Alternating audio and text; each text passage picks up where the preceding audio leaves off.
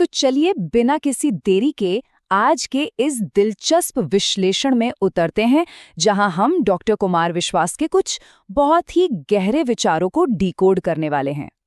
आज हम रामायण जैसे प्राचीन महाकाव्य से आज की भागदौड़ भरी जिंदगी के लिए कुछ कमाल के सबक निकालेंगे। सच कहूं तो ये सिर्फ कोई पुरानी घिसी-पिटी कहानी नहीं है भाई, बल्कि आज के दौर में जीने का एक बेहद प्रैक्टिकल और शानदार नजरिया है। तो तैयार हो जाइए। शुरुआत करते हैं एक बहुत ही अजीब लेकिन सोचने वाले सवाल से। जरा सोचिए, आखिर ऐसा क्यों है कि जो लोग आपस में किसी गहरी दुश्मनी या कड़वे विवाद में उलझे हुए हैं, वो भी इस खास कथा का जश्न मनाना चाहते हैं? है ना अजीब बात? जिस कहानी का पूरा आधार ही त्याग और प्यार है, उसे वो लोग क्यों सुनना पसंद करते हैं जो अपनी असल जिंदगी में ठीक इसका उल्टा कर रहे हैं? और इसी बात को समझाने के लिए स्रोत ने एक बहुत ही सटीक और चौंकाने वाला उदाहरण दिया है। जरा इस आधुनिक पाखंड को देखिए। एक बहुत ही रईस बिल्डर इस बात की खुशी मना रहा है कि उसने सुप्रीम कोर्ट में अपने ही सगे छोटे भाई को हरा दिया, उसे पूरी तरह बर्बाद कर दिया। लेकिन भाई, इसके तुरंत बाद वो अपने फार्म हाउस पर क्या करना चाहता है? राम कथा। जी हाँ, वो कथा जो पूरी दुनिया में भाइयों के प्रति अटूट प्रेम और समर्पण के लिए मशहूर है। मतलब क्या गजब का विरोधाभास है ये। तो इस तरह की भारी विरोधाभासों और विचारों को अच्छे से समझने के लिए हमने आज की इस चर्चा को 5 मुख्य हिस्सों में बांटा है। हम बात करेंगे मानवीय देवता की, महत्वाकांक्षा बनाम लालच की, इस आधुनिक पाखंड से परे जाने की, लचीलेपन की ताकत की और आखिर में सर्वोपरि धर्म की। चलिए सीधे अपने पहले बिंदु पर आते हैं, मानवीय देवता यानी बिना चमत्कारों वाला देवत्व। ये पहला भाग भगवान राम को किसी दूर आसमान में बैठे चमत्कारी देवदूत की तरह नहीं, बल्कि हमारे और आपके जैसे एक बेहद मानवीय इंसान के रूप में दिखाता है। स्रोत बहुत जोर देकर कहता है कि आज के उन तथाकथित चमत्कारी बाबाओं की तरह नहीं, जो बस सस्ते चमत्कारों की दुकान चला रहे हैं। राम का असली देवत्व तो उनकी इंसानियत में बसता है। सोचिए, जब उनकी पत्नी का अपहरण होता है तो वो एक आम इंसान की तरह फूट फूट कर रोते हैं, दर दर भटक कर पक्षियों और जानवरों से उनका पता पूछते हैं। और जब लक्ष्मण जी मूर्छित होते हैं या रावण की ताकत के सामने सब खत्म होता दिखता है, तो वो पूरी तरह निराश होते हैं और अपनी बेबसी पर खुलकर आंसू बहाते हैं। लेकिन सबसे बड़ी बात यह है कि इतनी सारी तकलीफों के बाद, रोने और पूरी तरह से टूट जाने के बाद भी राम फिर से खड़े होते हैं। वो एक अनथक यात्री हैं। वो अपनी यात्रा कभी नहीं रोकते और यहीं से हमें असली लचीलापन और कभी हार ना मानने वाला एटीट्यूड सीखने को मिलता है। यही है उनका सबसे बड़ा चमत्कार, हार ना मानना। अब बढ़ते हैं हमारे दूसरे भाग की तरफ, महत्वाकांक्षा बनाम लालच, जो कि आज के समय की सबसे बड़ी दुविधा है।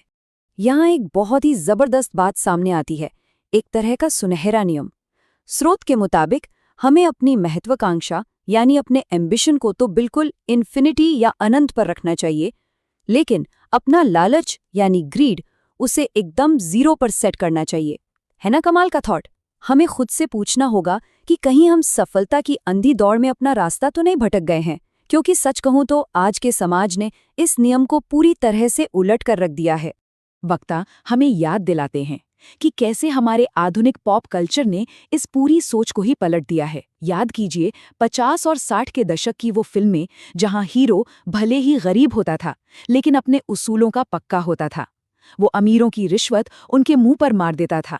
लेकिन आज पिछले 20 सालों में हमारा हीरो वो बन गया है जो बस मौके की तलाश में है, जो किसी भी शॉर्टकट से, चाहे हेराफेरी ही क्यों न करनी पड़े, बस अमीर बनना चाहता है। लालच को इस तरह से महिमामंडित करने वाली इन सामाजिक बीमारियों के खिलाफ रामायण सच में एक इम्यूनिटी बूस्टर का काम करती है। इसी बात से जुड़ता है हमारा तीसरा भाग, आधुनिक पाखंड से परे, यानी सिर्फ बातें नहीं बल्कि मूल्यों को सच में जीना।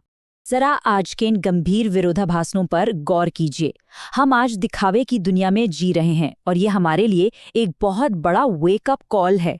हमें ऐसा इंसान बिल्कुल नहीं बनना है जो दुनिया को दिखाने के लिए तो नवरात्रि के पूरे 9 दिन उपवास रखता है, लेकिन घर के अंदर अपनी ही बूढ़ी माँ को इग्नोर करता है। या फिर वो लोग जो फेसबुक पर तो 5000 दोस्तों का दिखावा करते हैं, लेकिन असल जिंदगी में अपने सगे भाई बहनों का फोन तक नहीं उठाते, अदालत में अपनों से ही लड़ रहे हैं और बाहर खुद को परम धार्मिक साबित कर रहे हैं। ये दोगलापन नहीं तो और क्या है? इस मॉडर्न टॉक्सिसिटी और अलगाव के एकदम उलट स्रोत में एक बहुत ही प्यारी और दिल छू लेने वाली कहानी है।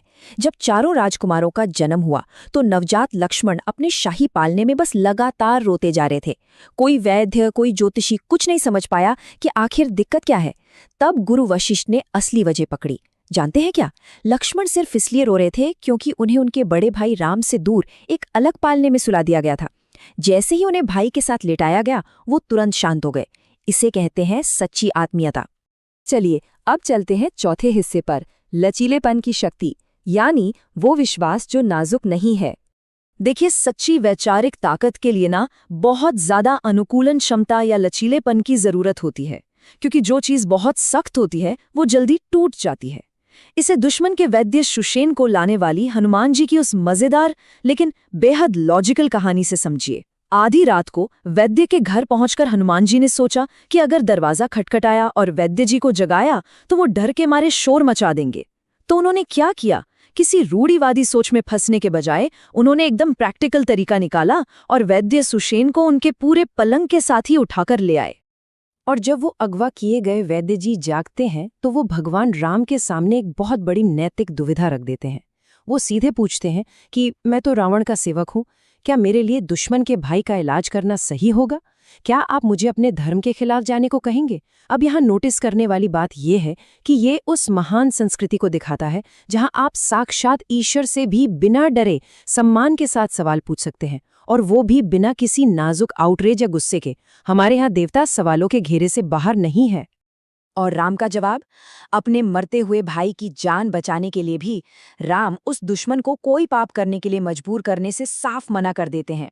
स्रोत बहुत ही न्यूट्रल तरीके से राम के इस फैसले की तुलना हमारे पूर्व प्रधानमंत्री अटल बिहारी वाजपेयी जी के एक बहुत ही मशहूर कोट से करता है।